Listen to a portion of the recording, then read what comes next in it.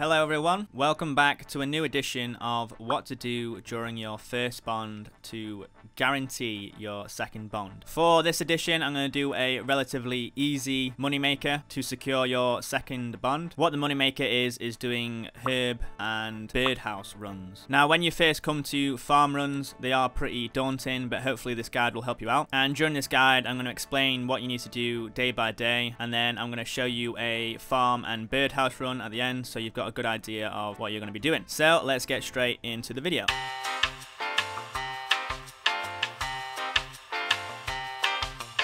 On day one, if you've watched my other two editions, then this is going to seem very similar. The first thing you want to do is get a house in Rimington. You can do this by buying a house from any estate agent in Gillinor. It only costs 1k to have it at Rimington. And then you can use the World 330 and use someone else's maxed house. The main things you want to use in someone else's maxed house is the jewelry teleport box, which gives you all the jewelry teleports. The portal nexus, which gives you all the teleports around the game.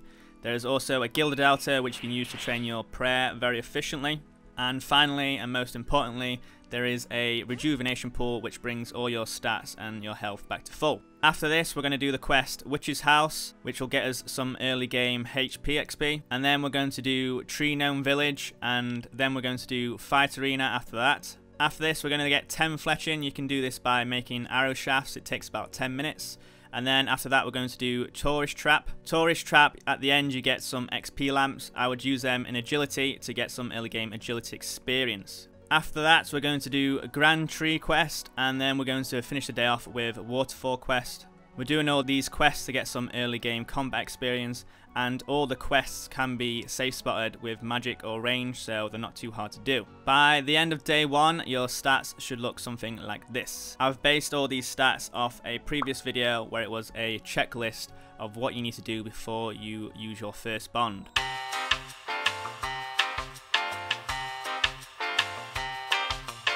Day 2, this is where the guide starts to differ from the other two. We're going to start the day off with Priest in Peril, which will unlock us Mauritania, which has got one of the herb patches that we need. Then we're going to do Merlin's Crystal, so then we can do the quest after Holy Grail. This quest will give us some good defense and prayer experience for early game. After this, we're going to do the Natural History Quiz. This will give us some early game Hunter and Slayer experience, but it also gives us 28 Kudos. Kudos are a point system in the Xeric Museum, and we need 100 of them to unlock the Birdhouse runs. So to get 30 more Kudos, what you need to do is go upstairs and talk to the Historian. And if you've completed the quests Demon Slayer, Rune Mysteries, Shield of Arav, Merlin's Crystal, Grand Tree, and Priest in Peril, then you'll get 30 Kudos, which will bring us up to a total of 58 Kudos. After this, we're going to get 20 cooking if you haven't already, and then we're going to do two quests, pretty important quests. One's called Ghost Ahoy, which will unlock us the Ecto file, which we can use to get to the Ecto Functus. And then we're going to do Plague City, which will give us the Ardoin teleport, which is very important because it is another teleport to pretty much the other side of the game. At the end of day 2, your stats should look something like this.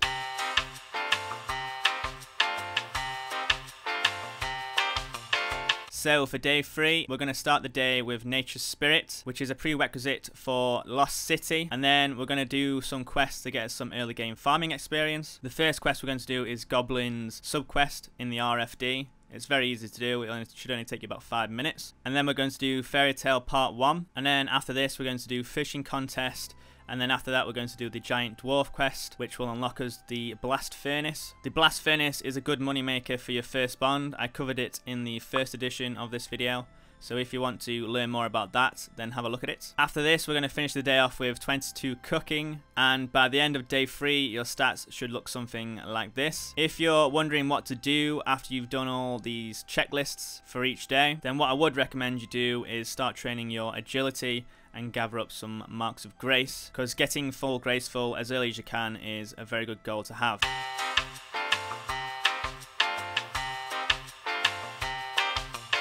Day 4. Today we're going to start off with the Forgettable Tale of the Drunken Dwarf. After this we need 25 thieving. You can get that from cake stalls or pickpocketing men in Ardoin. After this we're going to do Druidic Ritual. This will allow us to start training our Herbalore level. And straight after this we're going to get 10 Herbalore. We need 10 Herbalore to start the Dig Site quest, which is our next quest on the list. Now that we've done a Dig Site quest, we can get the rest of the Kudos that we need. To do this, we need to clean finds in the Xeric Museum. I would look up a guide, but a brief overview is that you go in, you get all the cleaning materials from the toolkit off the wall, and then you pick up bits of clay and you clean them on the specimen table, and then when you think you've found something important, you just use it on any of the cleaners in the area, and they will tell you if you found something worth kudos or not. I would highly recommend that you make sure you get a clean pendant and show it to one of the cleaners, because that will allow you to enchant ruby necklaces to make a dig site pendant, which is very useful to have for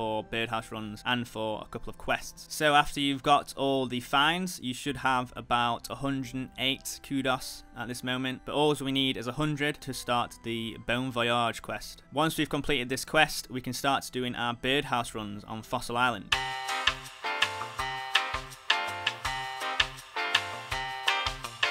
So for the Birdhouse Runs, it's highly recommended that you have 21 construction at least. To get 21 construction, all you have to do is make chairs in your house with wooden planks, and then once you can make the oak plank chairs, just make those until 21. But once we get to Fossil Island, I would recommend building the bank. This is why you need 21 construction. And from here on, we can start doing Birdhouse Runs. I always make the highest level birdhouse I can. To make a birdhouse, you need 4 clockworks, which you can buy from the Grand Exchange, a hammer, a chisel, and then you're going to need 4 logs that you can use on the clockworks. You're going to need to buy some seeds to feed the birds. I normally go for hammerstone seeds, and you'll also need some ruby necklaces enchanted to be dig site pendants to teleport to Fossil Island. After you've built the bank, we're going to need to unlock the mushroom tree teleports. This is very easy to do. You just have to go up to them and touch them to unlock them. The first one we want to go for is the one in Mushroom Meadow to the northwest, and then after that we want to unlock the one that is in the tower to the northeast. Whilst you're at this tower, make sure you use your dig site pendant on the machinery, which will allow you to teleport straight here rather than to the dig site. And then once we've touched this mushroom, we just need the final mushroom tree for Birdhouse Runs, which is in a place called Verdant Valley to the southeast. Once you've unlocked the mushroom trees, all you need to do is teleport to Fossil Island with your dig site pendant, then run north and use the mushroom tree to go to Verdant Valley. And what you're going to do is build the birdhouse, put it in position, make sure you fill it with seeds, and then move on to the next one. After you've done the 2 houses in Verdant Valley, we want to go to the Mushroom Meadow and do the last 2 birdhouses, one to the north and then one to the south. The birds' nests are worth about 5k each, so that's good, but the main things we're looking for is birds' nests with seeds in them, because sometimes you can get magic seeds or U seeds, and they're worth about 50 to 150k each. Once you've done that, you can teleport back to wherever you were and wait another 50 minutes for the birdhouses to refresh, and just do the same process again. By the end of day 4, your stats should look something like this.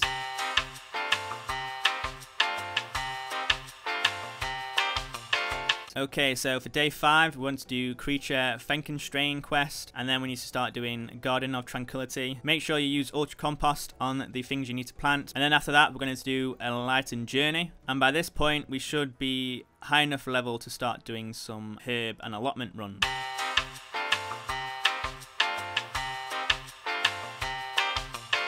As it stands at the moment, you will have access to 5 allotment and herb patches. There's one just south of Falador, there's one just north of Ardoin, there's one just north of Catherby, there's one next to the Ectofunctus, and then there's one in Hosidius. However, Hosidius at the moment is quite a pain to get to. Unless you have 25 construction, then you can move your house to Hosidius and you can teleport straight there. Before we start our farm runs, I would suggest buying a couple of 100 buckets, about 50 compost, and then I'd buy 300 strawberry seeds and 50 Harlanders, and then buy at least 200 limpwort seeds. You're also going to need a rake, a spade, the magic secateurs that we got from the Fairy Tale Part 1 quest, and a seed dipper. And what I would recommend is taking the rake, spade, seed dipper, and magic secateurs, and also all your buckets and compost to a tool leprechaun. You can find one just next to the Grand Exchange, and then giving that tool leprechaun all these items. So as it stands, you'll probably be able to plant strawberries in the allotments, Ranars or Harlanders in the herb patches. I'd recommend planting Harlanders. If your Ranar seed dies, then you will lose the 30k from the Ranar seed, which no one wants. And in the flower patch, I'd recommend planting limpworts, because you can make quite a lot of money off those as well. So for your initial farm run, what I would recommend is buying compost potions,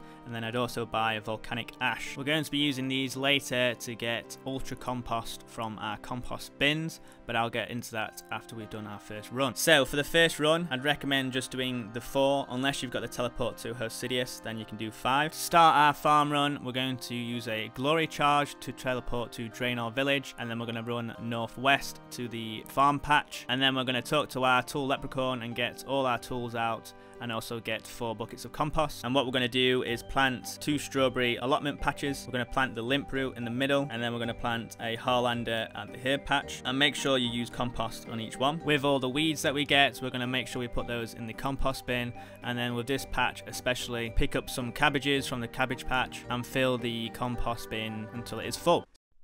So after this, you can either teleport to Ardoin or teleport to the Ectofunctus. It doesn't really matter.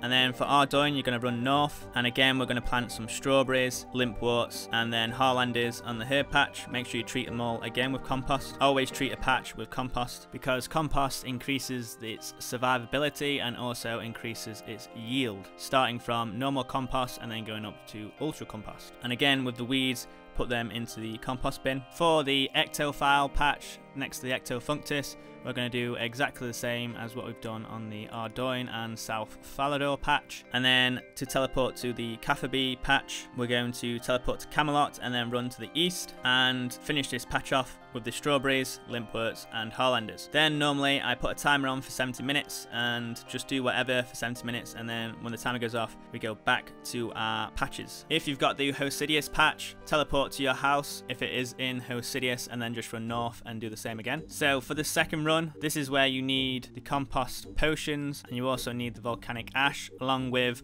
having a lot of buckets with your tool leprechaun. And what we're going to do is, if the compost bin is full, open the compost bin and then make sure you use a compost potion on it to turn it into super compost, and then after that use volcanic ash on it to turn it into ultra compost, and then use empty buckets on it to fill up, and then give them back to your tool leprechaun. Once the compost bin is empty, you can refill it with strawberries. This is why we planted the strawberries, and anything you have you can use on the tool leprechaun and he will exchange them into notes. But make sure you fill up your compost bin with strawberries before you leave the area. Once we get 38 farming, we can start planting toadflax. Now toadflax are going to be our best herb to make money off, so you'll be planting toadflax for a while. So I'd recommend buying a couple of hundred seeds if you've got the cash stack. And basically we're just going to keep on doing these farm runs every 80 minutes. And the best way to do it, in my opinion, is to do a birdhouse run and then go straight into a farm run. Always, if you can, use ultra compost on every patch. When you use ultra compost on a herb patch, you're guaranteed to get 6 herbs from it if it survives. By the end of day 5, your stats should be looking like this. At this point, theoretically, you could just play the game whenever you needed to do a farm and birdhouse run. So you could just log in every 70 minutes, do a birdhouse and farm run, and then log out, and then, you know, come back on in 70 minutes. I have recently done this method with an alt, and I managed to make 5 mil after the 7th day doing these farm runs. So I had another 7 days left to do whatever, because I'd already made enough money to buy my second bond.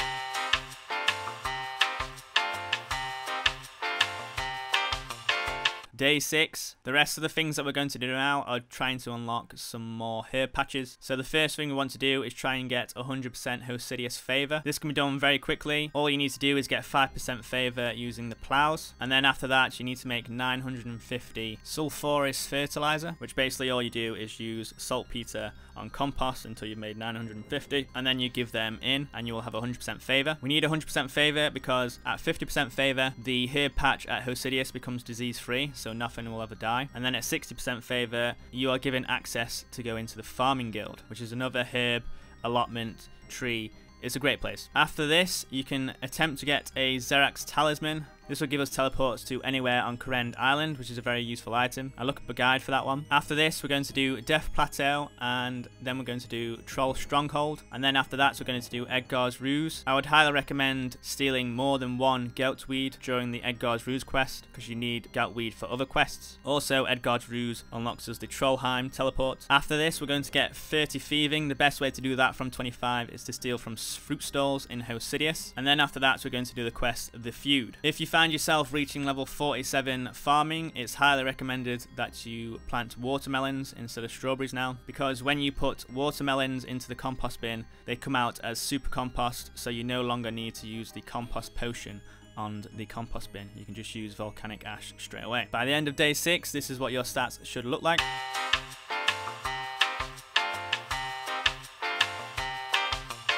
So for day 7, we're going to start the day off with Jungle Potion, and then we need to get at least 60% Tai Bwo Wannai Favor. I will look up a guide for this. What I would recommend though is trying to get 100%, because you need to do that for a diary. And also, if you see a gout tuber, make sure you dig it up, because they are worth at least 400k. Nice.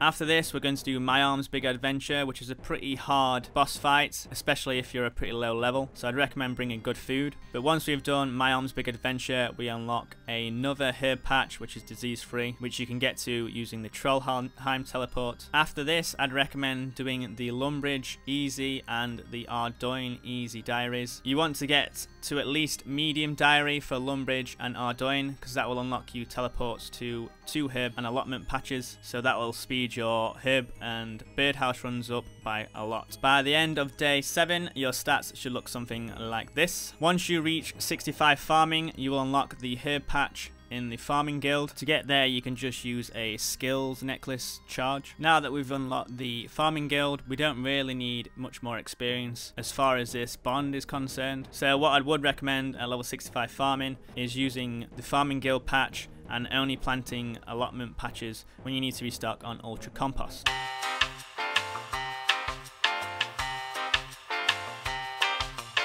So at this point, you should be making at least 100k per birdhouse and farm run, so you can do about 6 runs a day and make enough money for your next bond. Some more quests to look into are Gertrude's cat and let your kitten grow into a cat and then bank it. Big chompy bird hunting, followed by Zorg flesh eaters, and then you can do the Rum Deal quest, which will unlock you with the Holy Wrench. After that, you can do Cold War quest, and then I'd do Shiloh Village and One Small Favor quest, and then after that you can do Swan Song. All of these quests are prerequisites to do the quest Making Friends with My Arm, which will unlock you the 8th herb patch, which is also disease free. But that quest is pretty hard and it is almost endgame content, so I'll be surprised if you get to that far in the first bond. Other goals I would work towards are getting full graceful. That is pretty important for this guide because you're going to be running a lot. I'd also look into buying or obtaining a bottomless compost bucket. To get this, you need to kill the farming boss Hespori, and it is a pretty rare drop, but it is a drop nonetheless, or you can buy it from the Grand Exchange. What the bottomless compost bucket does is you can put 1,000 doses of any compost into it and just use that on every patch. It's very useful. I'd also look at unlocking Kingdom of Miscellanea. A brief overview of this is that you can basically pay workers to get you resources, and it passively makes you quite a lot of money. Like I said before, try and get as far into the Lumbridge and Ardoin diaries, because they will unlock you teleports to farming patches. And if you've got enough time, you can also look at start training your combat and then start doing Slayer. For the herbs and seeds that you need to pick up whilst you're in members are Irits, Qualms, Cadentines, Aventel, Toadflax, Rana, Snapdragon and Torstals. All the other herbs and seeds in my opinion aren't very useful, so they're not really worth picking up. Okay, so that is it for this edition of what to do during your first bond. It's a lot longer than I thought it'd be, but I guess there's a lot to cover in farm runs and birdhouse runs. But once you've done them a few times, then it starts to get a lot easier, and I think it's probably one of the easiest ways to secure your next bond. Hopefully this guide will help, and I've got a lot more ways to make your second bond during your first bond, so keep your eye out for those videos. Subscribe if you want to see more, and if you've made it this far in the video, well done. If you leave a like, that will help out a lot, and hopefully I'll see you guys in the next video.